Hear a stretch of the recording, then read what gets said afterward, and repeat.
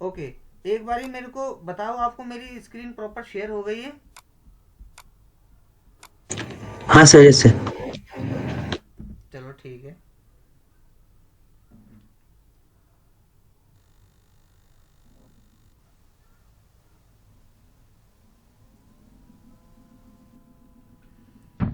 देखो, बेसिक से बता रहा हूँ, बड़े ध्यान से देखना और इसको समझने की प्रैक्टिस करना।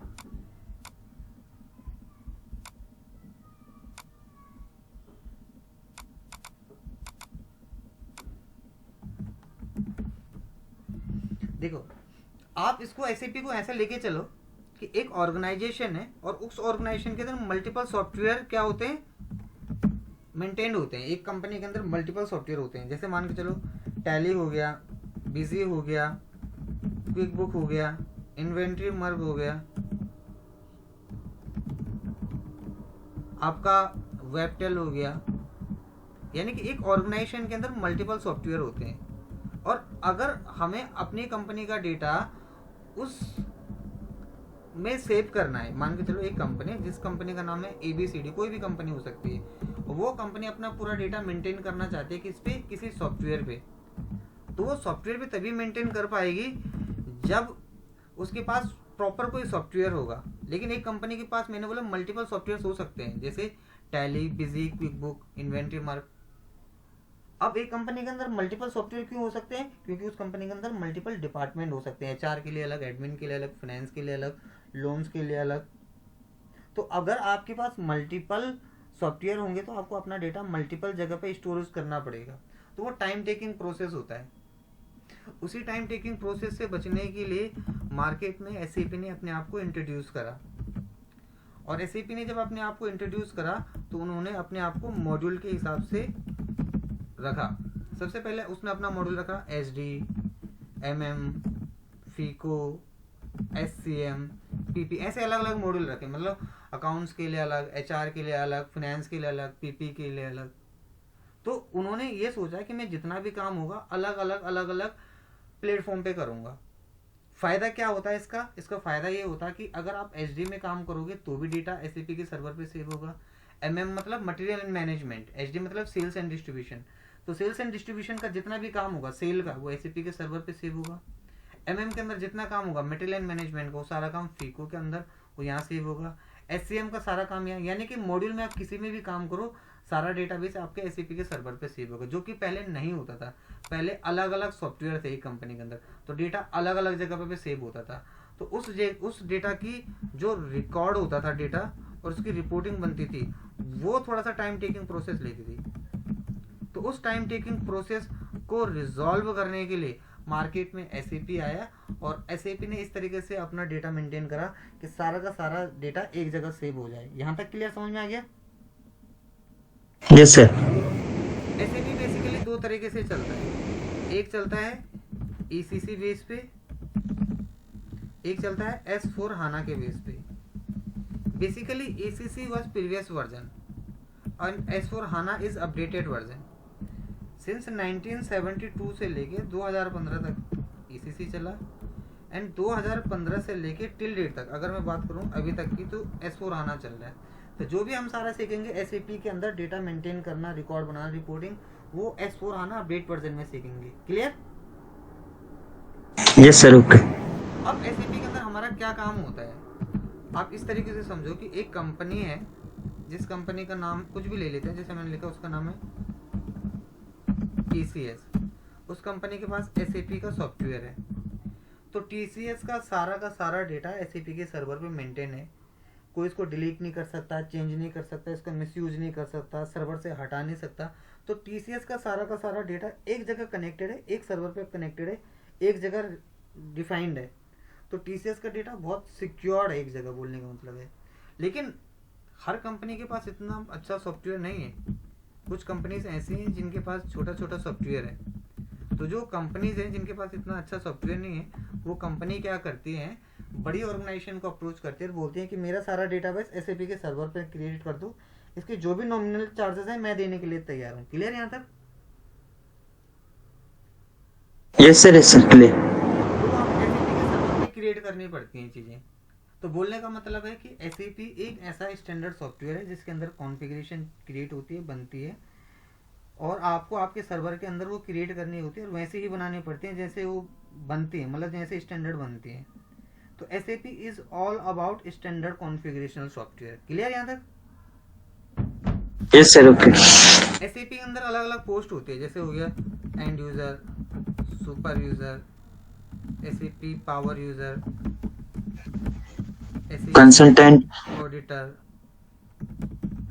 SAP freelancer, SAP support, SAP solution, SAP manager, SAP consultant,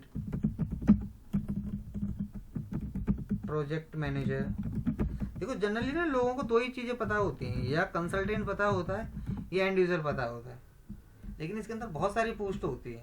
even मैंने यहाँ पर एसोसिएट तो डाली नहीं अभी, बट फिलहाल के लिए बता रहा हूँ। ओके, तो एक कंपनी के अंदर जब Yes, sir. डेटा मेंटेन करते हैं, डेटा रिकॉर्ड रिपोर्ट्स में बनाते रखते हैं, तो उसकी कॉन्फ़िगरेशन हम बहुत प्लेटफॉर्म पर अलग अलग तरीके से बना के रखते हैं। Basically SAP is all about standard software, जहाँ पे हम उसकी कॉन्फ़िगरेशन सेट करते हैं उसकी पोस्ट के अकॉर्डिंगली। क्लियर यहाँ तक? यस सर, ओके, ठीक। ओके, अब हमें अपने सर्वर पे इसकी कॉन्फ़िगरेशन कैसे बनानी होती है इसको बात करते हैं। तो SAP को अब हमें समझना पड़ेगा थोड़ा सा प्रैक्टिकल। यहाँ तक तो हमने थ्योरिकली समझ लिया, अब SAP को हम प्रैक्टिकल समझते हैं। तो सबसे पहले हम SAP के अंदर एक कंपनी क्रिएट करेंगे। तो आज का जो हमारा टॉपिक होगा उसका पहला नाम होगा कंपनी कैसे क्रिएट करते हैं SAP के अंदर। तो उसके लिए मैं आपको SAP खोलना बंद करना प्रॉपर समझा देता हूँ। तो अभी थ्योरी सारा समझ में आ गया? यस सर, ठीक है।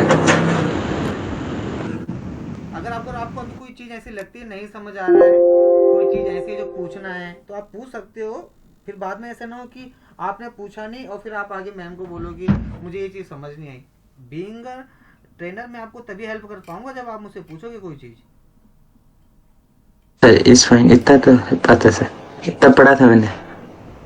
चलो अब आगे देखो, SAP के अंदर जो भी चीज़ हमें फाइंड आउट करनी है वो कैसे करनी है। तो सबसे पहले आपको SAP को लॉगिन करना पड़ेगा। तो SAP को लॉगिन करने के लिए आपको यहाँ पे रन पे जाना है, MSTSC एक कोड होता है, यहाँ पे लिखा होता है MSTSC।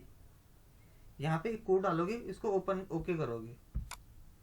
जैसे ओके करोगे तो आपके पास एक विंडो खुल जाएगी, ये रिमोट पे चलेगा। देखो तो यहाँ पे एक आपको IP एड्रेस दे देंगे, कनेक्ट करोगे तो आपका जो सर्वर पे जो सारी की सारी कनेक्टिविटी है वो कुछ इस तरीके से आ जाएंगी। देखो ये आ गया, यहाँ पे अपना पासवर्ड डाल दो कि हमारा पासवर्ड क्या है। तो हमारा जो पासवर्ड है, जैसे एग्जांपल के तौर पे मैंने अपना पासवर्ड डाल दिया जिसका नाम है ये मैंने अपना पासवर्ड डाल दिया, ओके कर देंगे और यस कर दो। तो आप सर्वर पे चेक करोगे, आपके सर्वर पे ये क्रिएट हो गया। देखो ये SAP ओपन हो जाएगा इस तरीके से। चलो तो अब आज हमारा जो पहला काम है वो है इसको समझना। तो SAP की स्टैंडर्ड स्क्रीन है, ये इसके पाथ एरिया हो गया, ये इसका कोड एरिया हो गया, इसका मेन्यूज एरिया हो गया। तो SAP के अंदर सबसे पहली चीज होती है कि आपको SAP के सर्वर पे एक कंपनी क्रिएट करनी है। तो क्रिएट योर ओन कंपनी, तो उसको बोलते हैं कंपनी क्रिएशन।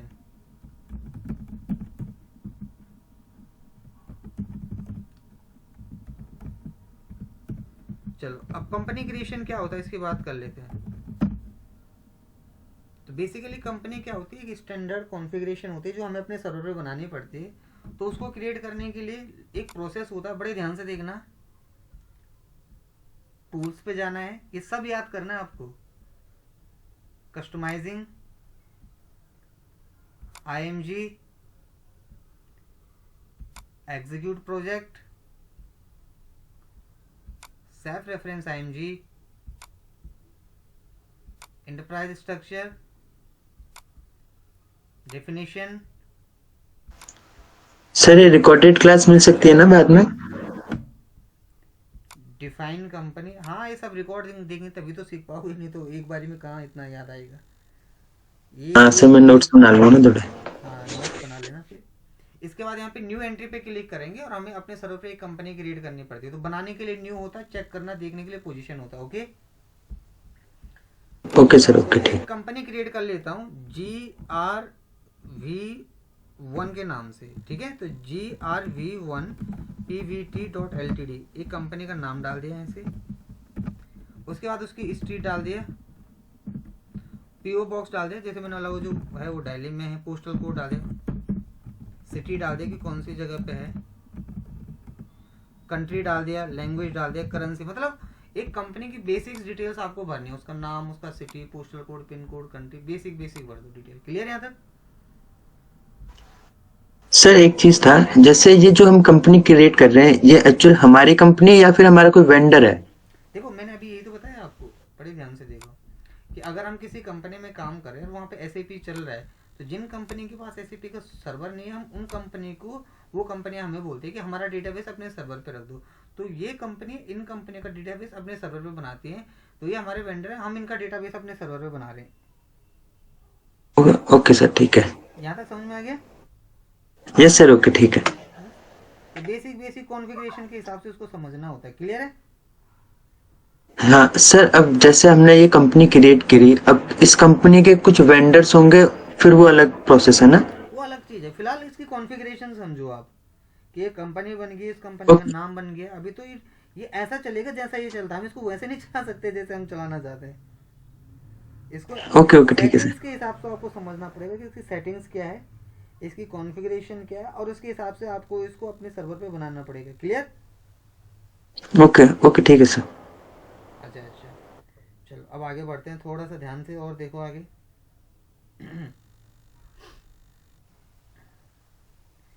अब जब हमारी कंपनी बन के तैयार हो जाएगी, तो हमें इस कंपनी के लिए एक कोड बनाना होता है। हमारा दूसरा काम होता है कंपनी का कोड। कंपनी क्या होगी? एक लीगल एंटिटी होगी। कंपनी का कोड क्या होगा? उसका शॉर्ट नेम। ठीक है? Yes sir. हमें कंपनी का कोड भी बनाना पड़ता है। तो वो कैसे बनता है? पहले इसको यहाँ से सेव कर देते हैं, ये एंटर मार दोगे तो देखो सेव हो जाएगा आपके सर्वर पे, बन गया। देखो डेटा सेव्ड। तो हमने एक कंपनी बनाई, यस सर। इस नाम, पोस्टल कोड, पिन कोड सारा डाल दिया। अगर हमें इसको चेक करना कहाँ बना क्या बना, तो पोजीशन पे जाएंगे, GRV1, देखो ये रहा। तो यहाँ से इसको देख सकते हैं। इसको चेंज करना है चेंज कर सकते हैं, डिलीट करना है यहाँ से डिलीट कर सकते हैं ऊपर से। Clear? Okay okay sir. Yes sir. चलो अब हमने एक कंपनी बनाना तो सीख लिया, इसके से पूरा बाहर आ जाते हैं। अब हमारा जो दूसरा काम होगा कंपनी बनाने के बाद, वो था कंपनी का कोड बनाना। तो उसका भी प्रोसेस कुछ ऐसा ही है कि टूल्स पे जाओ, कस्टमाइजिंग पे जाओ, IMG, execute project, self reference IMG, यहीं पे लिखा होगा enterprise structure, definition, financial accounting, ये रहा। Edit copy delete check company code, यहीं पे क्लिक करेंगे। एडिट कॉपी कंपनी डेटा पे क्लिक करेंगे, न्यू एंट्री पे क्लिक करेंगे और कंपनी का कोड बनाएंगे। तो हमारी कंपनी का कोड जो है वो होगा GRV1 के नाम से मैंने कंपनी का कोड बना दिया। ये हमारी कंपनी का नाम, ये उसकी सिटी, बन गया। Okay sir. और यहाँ से इसको क्या कर देंगे? यस। सेव कर देंगे। देखो अभी एड्रेस फॉर्म खुलेगा, इसको भरना है। ऐसे कंपनी डाल दिया, उसका नाम डिफाइन कर दिया, उसके सर्च टर्म डिफाइन कर दिए। Sir search term means? Search term मतलब जैसे अमेजोन होता, अकाउंट बनाता कोई, नियर बाई लोकेशन सर्च, मतलब कैसे ढूंढ सकता है कोई किसी को। ये तो एड्रेस है, एड्रेस की डिटेल्स है बस, कि किसी को कैसे ढूंढा ओके जा ओके सकता है, क्या टर्म से ढूंढा जा सकता है। ओके ओके ठीक है सर। आप किस चीज की पढ़ाई कर रहे हो? सर मैं CMA, कॉस्ट अकाउंटिंग। ओके, मैं आपको थोड़ा अपने बारे में बताना भूल गया। तो मेरा नाम यस सर। है और मैंने MBA पुणे से किया है। मेरा CA फाइनल ईयर है चार्टेड अकाउंटेंट का, और 12 साल का यस सर। एक्सपीरियंस है मुझे ओवरऑल। अभी मैं IBM गुड़गांव में यस जॉब करता हूँ सर। और प्रोफेशनल ट्रेनर हूँ। तो बहुत जीरो से मैं पढ़ाता हूँ सब लोगों को, बड़े ध्यान से देखते रहना आप बस। Okay okay sir. तो देखो मैंने कुछ अपने सर्वर के अंदर एक डिटेल्स बना दी, कंपनी डिफाइन कर दी। तो अगर कल को कोई बोले कि कंपनी कैसे क्रिएट करते हैं, वो हमें आ गया। कंपनी का कोड कैसे बनता है वो समझ में आ गया। अब हमने इसको असाइन करना है, assign company code to company. जो हमने कंपनी बनानी है उसको उन दोनों के साथ असाइन करना है, यानी लिंक बनाना है। तो लिंक बनाने का जो प्रोसेस है वो क्या है? वो असाइन के लिए आपको ना थोड़ा सा बाहर आना पड़ता है एस्केप से। यहीं पे जाओगे सेल्फ रेफरेंस IMG पे, इंटरप्राइज स्ट्रक्चर, असाइनमेंट पे जाओगे आप, फाइनेंशियल अकाउंटिंग, ये रहा assign company code to company, यहीं पे क्लिक करोगे। हमेशा जब भी असाइन करते हैं पोजीशन से असाइन करते हैं, तो यहाँ पे मीन सर जो हमने कोड बनाया है और जो हमने कंपनी बनाई है उनको मर्ज कर रहे हैं मतलब। हाँ उन दोनों को लिंक करना है। ये हमारी कंपनी का कोड है, यहाँ पे कंपनी आ जाएगी, ये रहा देखो GRV, ये देखो ये रहा, ये बनाया था ना अभी। Yes sir sir. तो ये हमने दोनों को एक दूसरे के साथ लिंक कर दिया, कंपनी के कोड को कंपनी के साथ, और यहाँ से इसको सेव कर देंगे, एंटर मार के सेव कर दो। तो हमने क्या करा, एक कंपनी बना दी, एक कंपनी के साथ कोड बना दिया, उसको लिंक कर दिया, साइन कर दिया। अब हमारा जो नेक्स्ट काम होता है वो होता है बिजनेस एरिया बनाना। बिजनेस एरिया क्या होते हैं? बिजनेस एरिया का मतलब होता है एक कंपनी के मल्टीपल ब्रांचेस होते हैं, ठीक है। Okay okay sir. वो ब्रांचेस आपको बनानी पड़ती हैं, दिल्ली, मुंबई, जयपुर, पटना, कोलकाता, कोई भी ब्रांच हो सकती है, तो आपको आपके सर्वर में बनानी पड़ती है। तो कैसे बनाते हैं? सेफ रेफरेंस IMG, यहीं पे लिखा होगा देखो, enterprise structure, definition, financial accounting, ये रहा define business area, clear. Yes sir okay. Click करके न्यू एंट्री से अपना बिजनेस एरिया बना दोगे। तो मैंने अपना बिजनेस एरिया बना दिया, सपोज दिल्ली, मुंबई, जयपुर, कोलकाता। बोलने का मतलब है कि आपके सर्वर पे ऐसे मल्टीपल एरिया बन सकते हैं, लेकिन इनके लिए कोड बनाना पड़ता है। जैसे दिल्ली है तो दिल्ली के लिए मैंने कोई कोड जनरेट कर दिया, जैसे ये मुंबई के लिए जैसे मैंने कोई जनरेट कर दिया, ये जयपुर के लिए जैसे मैंने कोई कोड जनरेट कर दिया, ये कोलकाता के लिए, यानी कि कोई भी एक बैंक होगा उसका उसके अलग अलग अलग ब्रांचेस होते हैं, तो अलग अलग कोड होता है ना हर जगह का। Yes sir yes sir. ऐसे इसका कोड बना दिया। तो अभी मैंने आपको 4 चीजें सिखाई, कंपनी कैसे बनाते हैं, उसका कोड कैसे बनाते हैं, बिजनेस एरिया कैसे बनाते हैं, असाइन कैसे करते हैं। आई होप यहाँ तक तो आपको सब समझ में आ गया होगा।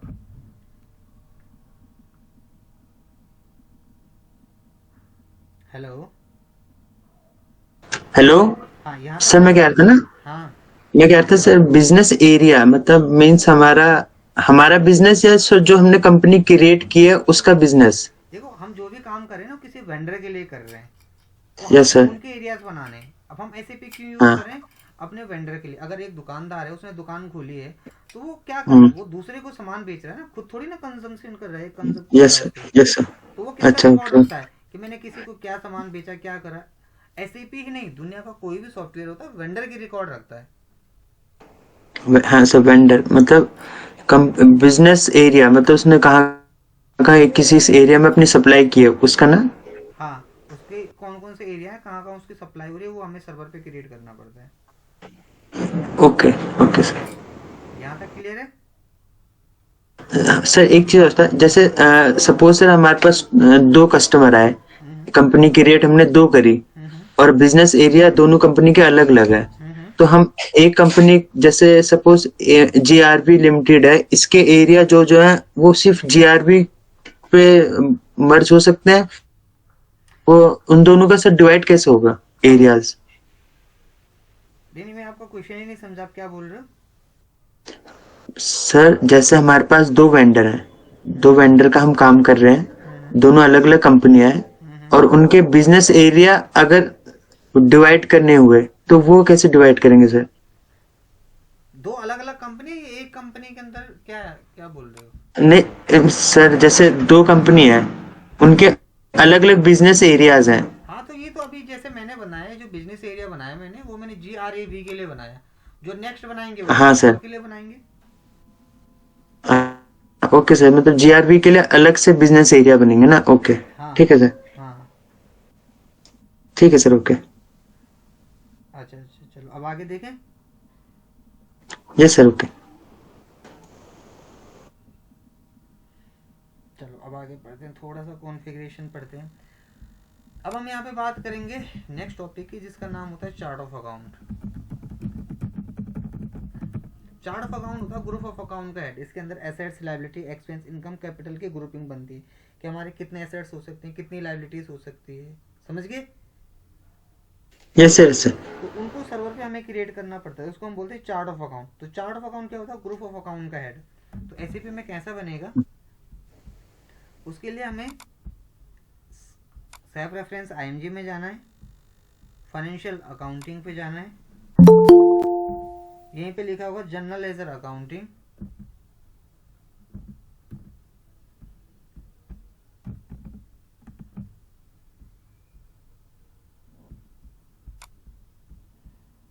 उसके बाद यहाँ पे लिखा होगा जिसका नाम होगा मास्टर डेटा, उसके बाद यहाँ पे लिखा होगा GL account, preparation and edit chart of account list. आपको यहाँ पे चार्ट ऑफ अकाउंट बनाना है। तो यहाँ पे जब क्लिक करोगे तो एक न्यू एंट्री आएगा। हमेशा बनाने के लिए न्यू का यूज करते हैं, देखने के लिए पोजीशन का यूज। तो हमने एक चार्ट ऑफ अकाउंट बना लिया, किस नाम से? मैंने बना दिया GRV1 के नाम से। देखो मैं सारी चीजें एक ही नाम से इसलिए बना रहा हूँ ताकि मैं कल को भूलू ना, ठीक है। मैं चाहता तो यहाँ पे किसी और नाम से बना सकता था, यहाँ पे कोई नंबर डाल सकता हूँ, यहाँ पे कोई स्पेशल कैरेक्टर डाल सकता हूँ लाइक दिस। तो ये सब मेरे ऊपर डिपेंड है कि मैं यहाँ पे क्या डालना चाहता हूँ। बट फिलहाल मैं ऐसी चीज डालूंगा कि जो मुझको याद हो, ऐसा ना हो कि मैं भूल जाऊं। समझ में आ गया? Okay, yes sir. ये डाल दिया। यहीं पे मेंटेन लैंग्वेज पे क्लिक करना, जैसे मैंने डाल दिया मेरी इंग्लिश लैंग्वेज है। अब यहाँ पे ना, यहाँ पे थोड़ा समझना, चार्ट ऑफ अकाउंट की एक लेंथ होती है जो कि 0 से 10 के बीच में होती है। ये सब स्टैंडर्ड क्वेश्चन होते हैं एससीपी के अंदर। अगर आप वाकई एससीपी में अपना फ्यूचर बनाना चाहते हो, सब चीजें याद करनी, एक एक स्टेप याद करना है। तो लिखा जीएल ऑफ अकाउंट, तो बोला जीएल अकाउंट की लेंथ क्या हो, आपने बोल दिया 3। तो जरूरी नहीं है 3 हो, आप कुछ भी डाल सकते हो, but it should be between 0 and 10। दिख रहा है आपको? Yes sir, okay. अब हमने ये चीज डिफाइन कर दी, यहाँ से सेव कर देंगे अपने सर्वर पे। ये रहा। तो हमने एक कंपनी बना दी, उसके चार्ट ऑफ डिस्क्रिप्शन डाल दिया, लैंग्वेज डाल दी, कॉन्फ़िगर करके सेव कर दिया। बेसिक कॉन्फ़िगरेशन जो थी हमने सारी बना के सेव कर दी। अब हम इस चार्ट ऑफ अकाउंट को असाइन करेंगे। तो यहीं पे दिख रहा होगा आपको, assign company code to chart of account, यानी कि इस चार्ट ऑफ अकाउंट को असाइन करो कंपनी के कोड के साथ। तो यहीं पे क्लिक करेंगे असाइन पे, और यहाँ पे पोजीशन पे जाओ। हमेशा असाइन पोजीशन से होता है। हमारी कंपनी का कोड क्या है? GRV1। देखो ये आ गया, ये कंपनी का कोड है। कंपनी का चार्ट ऑफ अकाउंट क्या है? GRV, ये देखो ये रहा। तो ये हमारा कंपनी का चार्ट ऑफ अकाउंट, ये हमारी कंपनी का कोड, और ये यहाँ से कर दो सेव, एंटर मार के सेव कर दो। चलो अब स्केप से बाहर आ जाते हैं। अब इसके बाद हमें एक डिफाइंड अकाउंट ग्रुप बनाना होता है। बेसिकली डिफाइंड अकाउंट ग्रुप क्या होता है? डिफाइंड अकाउंट ग्रुप का मतलब होता है एक ऐसा ग्रुप जिसके अंदर हम एसेट्स की कितनी एंट्री पास कर सकते हैं, लायबिलिटी की कितनी एंट्री पास कर सकते हैं, ठीक है, और ग्रुप ऑफ अकाउंट की कितनी एंट्री पास कर सकते हैं, एक्सपेंस की कितनी एंट्री पास कर सकते हैं। जेल तो बनेंगे ना भाई, बिना जेल के तो कोई एंट्री पास नहीं होगी, तो उसके बनाने पड़ते हैं। तो वो कैसे बनते हैं एसीपी के अंदर? डिफाइन अकाउंट ग्रुप पे आ जाओ, क्लिक करो, यहीं पे न्यू एंट्री पे जाना है और आपने चार्ट ऑफ अकाउंट बनाना है। तो हमारा चार्ट ऑफ अकाउंट का नाम है GRV1, ये रहा। 5 बार डालना है। 5 बार क्यों डालना है? एसेट्स के लिए, कैपिटल के लिए, एक्सपेंस के लिए,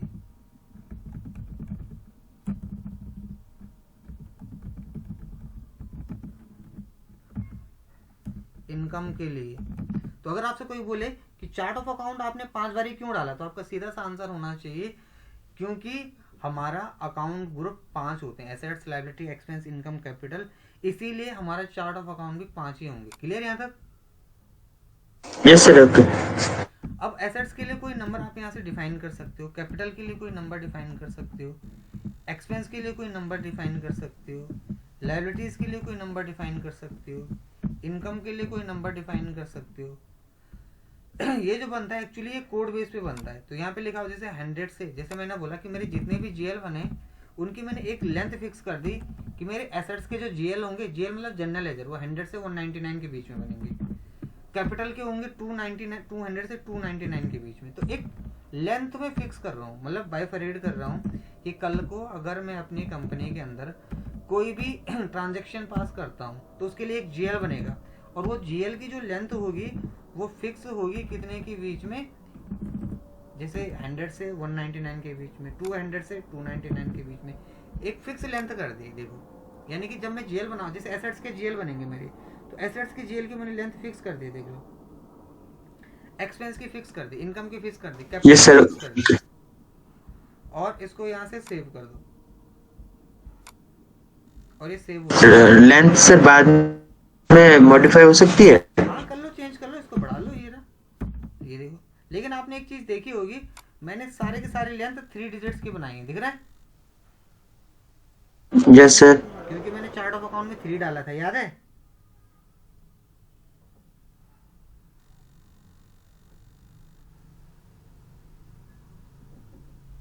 हेलो। हाँ, यहाँ तक समझ में आ गया सारा? हेलो। वैसे चार्ट ऑफ अकाउंट में हेलो। हाँ, चार्ट ऑफ अकाउंट में 3 डाला था ना, इसीलिए यहाँ पे सबकी हाँ, लेंथ 3 डिजिट से बनी है। क्लियर यहाँ तक? अगर से वहाँ 4 डालो होता तो 1000 से चलते। हाँ ओके ओके। यस सर ठीक है। चलो, अब इसके बाद हम रिटेन अर्निंग अकाउंट बनाएंगे। तो रिटेन अर्निंग अकाउंट यहीं पे होता है, इसको बोलते हैं बैलेंस कैरी फॉरवर्ड अकाउंट। तो GRV1, देखो अगर मुझे अपना रिटेन अर्निंग अकाउंट क्लियर करना है, रिटेन अर्निंग का मतलब बैलेंस कैरी फॉरवर्ड अकाउंट ये बनाना है, तो अगर मैं यहाँ पे अपना अकाउंट ग्रुप नहीं क्रिएट करूँगा, बिना इसको क्रिएट करे हुए, तो कल को अगर मैं कोई अपनी स्टेटमेंट चेक करना चाहता हूँ, प्रॉफिट एंड लॉस स्टेटमेंट, तभी वो वेरीफाई करेगी जहाँ पे 2 डिजिट का कोड डिफाइंड होगा। तो बैलेंस कैरी फॉरवर्ड के लिए एक रिटेन अर्निंग अकाउंट बनता है 2 डिजिट का। इट कैन बी एनीथिंग, कुछ भी हो सकता है। आप नंबर में बना लो, आप किसी टेक्स्ट में बना लो, आप कुछ मैंने बताया स्पेशल कैरेक्टर में बना लो, बट ये 2 डिजिट का ही होगा, इससे ऊपर नहीं बन सकता है। तो इसको ऐसा ही नाम बनाओ ना जिस नाम से आपने चीज़ें बनाई हैं, ताकि आप भूलो ना। जब भी आप इसको सेव करोगे तो ऐसा ऑरेंज सा आ जाएगा, देखो नीचे। तो बोल रहा है कि 1 is not created, enter press करना, और यहाँ पे ऑप्शन आएगा ग्रीन का ही, देखो नाउ सेव इट। तो आपका अपना एक retain earning account balance carry forward के लिए अपने सर्वर पे क्रिएट हो जाएगा। 2 डिजिट का ही बनता है, बस इतना ध्यान रखना होता है। Clear? Sir balance carry forward मतलब नेक्स्ट ईयर अगर मैं कुछ बैलेंस कैरी फॉरवर्ड करना वो वाला सर? हाँ जी, हाँ जी। ओके सर ठीक है। तो यहाँ तक कुछ क्वेश्चन है आपका ऐसा जो समझ में नहीं आया? अभी तो मैं एक बार ट्राई करूंगा, हाँ, उसके बाद सर बताऊंगा। अभी तो देखो मैंने नहीं, वो नहीं क्वेश्चन है, क्वेश्चन ये है जो अभी पढ़ाया वो समझ में आया नहीं आया, करने से ही आएगा, वो तो बेसिक चीज है। हाँ सर अभी तो क्लियर है। अभी तो ये बोल रहा हूँ कि जो यस पढ़ाया जा रहा है वो सर। आ रहा है नहीं आ रहा है, क्योंकि असली चीज वही, अगर वही नहीं आ रहा फिर कोई फायदा नहीं आगे। नो नो सर अभी तो आया है, मैं आगे फिर प्रैक्टिस करूंगा, फिर कुछ क्वेश्चन आएगा तो सर अभी क्लियर है सर। हाँ, और जहाँ पे ना आए वहाँ पे पूछ लेना, क्योंकि देखो ये सारा वीडियो रिकॉर्ड होता है प्रॉपर। ये रिकॉर्डिंग मैं आपको भी शेयर करता हूँ, मैनेजमेंट को भी शेयर करता हूँ। अब अगर मेरे सामने तो आप बोल रहे हो हाँ हाँ आ रहा है, और बाद में बोलो कि नहीं मुझे समझ नहीं आया, ये था वो था, तो फिर आप बच नहीं सकते हो उस चीज़ से, क्योंकि वो पूरा रिकॉर्ड आप ही का हो रहा है सब कुछ। क्या मुझे ये आसान लग रहा है, मुझे सब समझ आ रहा है, करने से हो जाएगा। कुछ भी चीज़ ऐसी हो जो आपको लगे नहीं हो पा रहा है, नहीं समझ आ रहा है, आस्क टू मी, आपको हेल्प करूँगा, ठीक है? Yes sir okay. अभी अभी देखो हमको पढ़ते हुए ज़्यादा टाइम भी नहीं हुआ, और हमने 8 टॉपिक कंप्लीट कर लिए। मैंने बताया ना, एक यस दिन सर में यस 8 पढ़ना ओके। आसान बात है, बहुत आसान है 8। लेकिन जब ये 4 दिन में 8 की जगह अब एक दिन में 8 है, तो 4 दिन में कितने हो जाएंगे?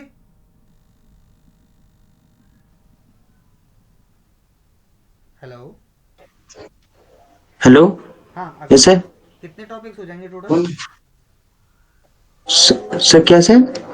मैंने बोला एक दिन में 8 टॉपिक मैंने आपको पढ़ाए, तो आपको आसानी से याद होगा। लेकिन यही टॉपिक फिर 8 कल भी चलेंगे, परसों। तो इसको इस तरीके से पढ़ना कि पिछला कंप्लीट रहे आपका।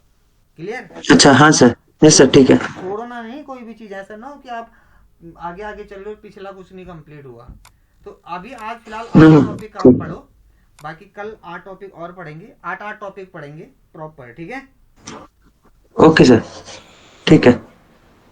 बाकी कल मैं क्लास में आपको पढ़ाता हूँ आगे फिर। हाँ, यस सर ओके सर ठीक है। तो बाकी आपको आज का क्लास कैसा लगा? सर सही था।